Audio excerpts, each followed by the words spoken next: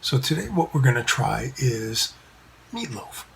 Now you need eggs to make meatloaf, normally. That's all I've ever used.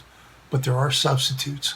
So like with the pasta video I put together, we're going to try substitutes for eggs to see if they work. So you know what, if you ever run out of eggs or decide you don't want to use eggs, there are different alternatives that you should be able to use. So let's find out how it works. Meatloaf. Who doesn't like a good meatloaf? What do you do if you don't have eggs? Well, that's what we're going to find out.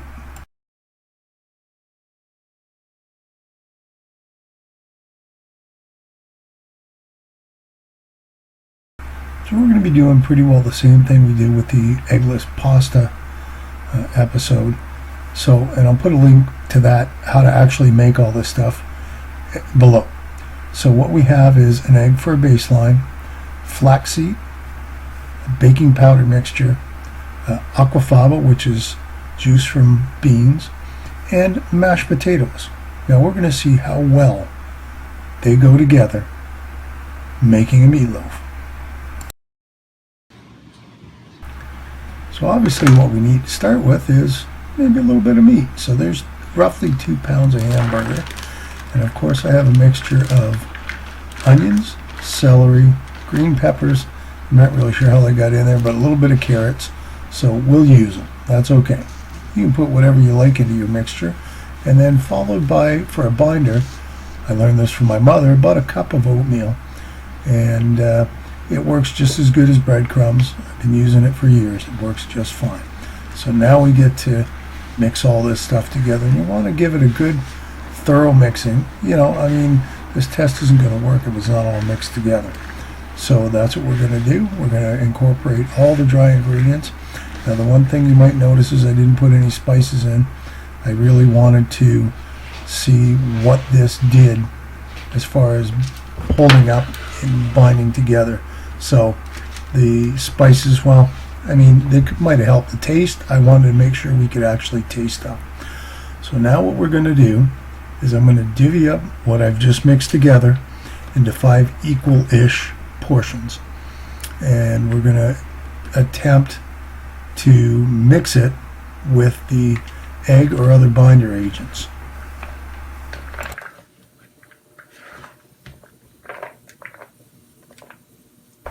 So of course you can see that the hamburger mixture kind of holds together, but you still need that binding agent in order to make sure that the vegetables and the hamburger hold together.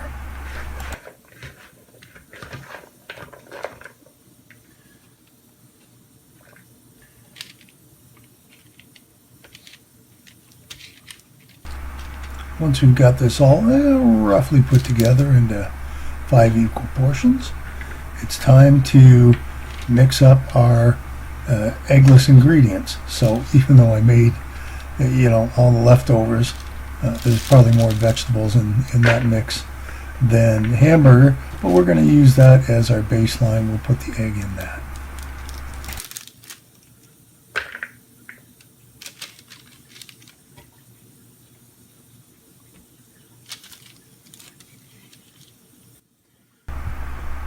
Now the egg is pretty straightforward. I mean, if you made meatloaf, you know you need something to hold everything together. Well, it's 1 egg, and we're going to mix it together, and we're going to get it on the sheet pan. And there we go. It's, you know, I mean, it was a little gooey and ooey because I've had a lot of vegetables in there, but it did form into a loaf, which I fully expected. I wasn't expecting any surprises. So the next one we're going to do is our baking powder and oil and water mix. So into the bowl it goes, and we're going to give that a good mix and see how that binds together. And of course it seemed to work pretty good. I mean, I can't say it was perfect by any stretch, but it wasn't bad. I mean, it held the hamburger together. So that's what we would have expected, and now we'll just make it into a nice little loaf.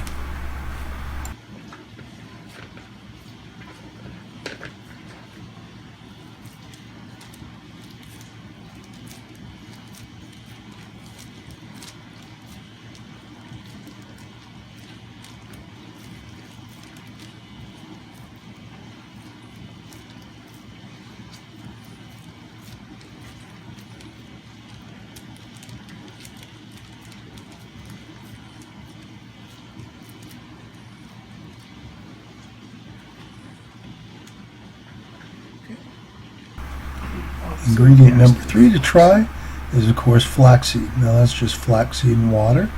And I will tell you that, spoiler alert, I probably should have put a little extra flaxseed in just to hold it together. While it worked, I think it would have worked a little better with a little more flaxseed. Okay, I'm just saying. You can figure it out however you want if you want to try it, you know.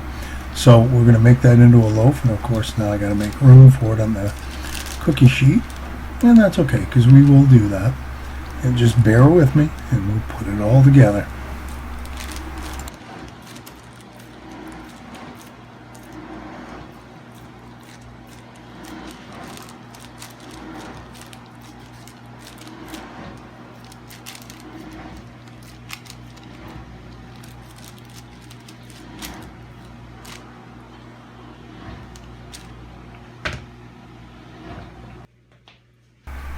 Now our fourth ingredient is Aqua Fava, and I think I mentioned in the last video I did that it's really got a strong beany smell. So if you're not into beans, you probably wouldn't like it. You do have to mix it till it's frothy. I'm not really sure how frothy you need it, but I got a few bubbles forming, so it seemed to work all right. So yeah, it's kind of made everything a little red to start with, of course, because it had that red look to it. It did mix well. It held the all the ingredients together, I thought, fairly well. You know, I mean, it was very similar to an egg, and so we mixed it all up and then slapped it down on the sheet.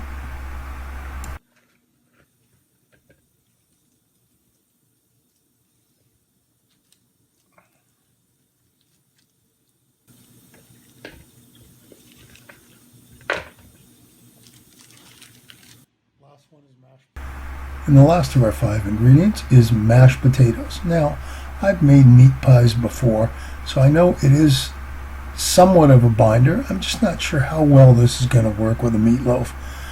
But you're not going to know unless you try it, right? So we'll give it the college try.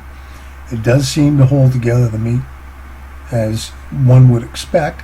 Now, how well it's going to work, well, I'm not sure. I actually had to guess at how much mashed potatoes to use, and that was roughly a good medium potato I mashed up, and I boiled it quite a bit in order to get it gooey. So I'm not sure if not as much of a boil or less or more, I'm not sure. But if you want to try it, you can figure it out too along with me and let me know. So we got it into a ball and a loaf, and then we slapped it down on the sheet along with the other loaves.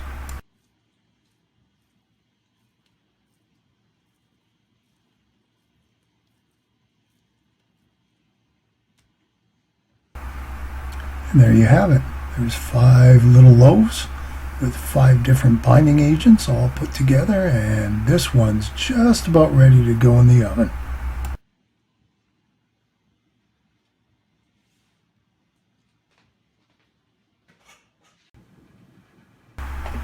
Of course, you need something to put on top of your meatloaf, so I use a mixture of Diana sauce, which I love, and ketchup. Simple ketchup. I mean, you can just put ketchup on if you'd like. However you want to put it on. You can put barbecue sauce, whatever you guys like to put on, you put on. It works out just fine. So now, once we've done the mixture, and ta-da, there it is. Now we've got to neatly put it on each of the loaves. So I'll move those bottles out of the way, and then we'll get to work. No, it's not hard. I mean, come on. We've done this 1,000 times, I'm sure, right? I put 2 or 3 forkfuls on each one and kind of spread it out. You know, there we go. That's pretty good.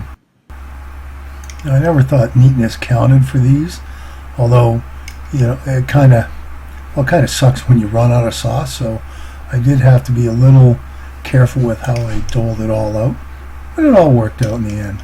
So now that we're on, well, halfway done, you know what, through the magic of editing, I think we're just going to zoom right to the end. Ta-da! There we go. Finished product, and now into the oven we go.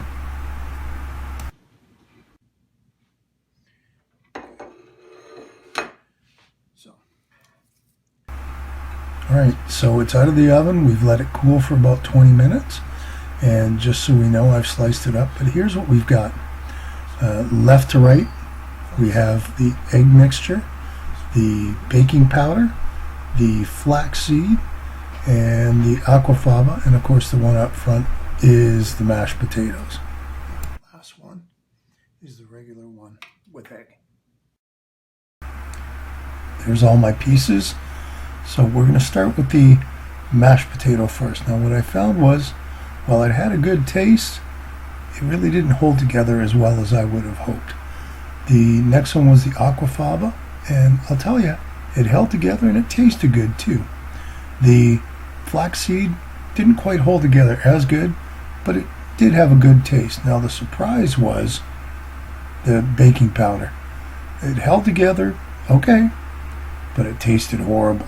Ugh, I don't think I would ever do it again. And of course, my benchmark was the egg, and of course that held together just fine.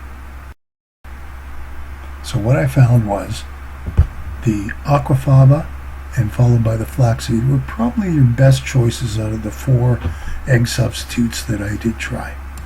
Thanks for watching. I hope you found it informative, and if you did, please hit the subscribe button. Hit the bell, and that'll tell you the next time I upload a video, and you can enjoy that one too. If you want to leave a comment, please leave one below. I'd sure appreciate it. And thanks for watching, and we'll see you next time. Bye for now.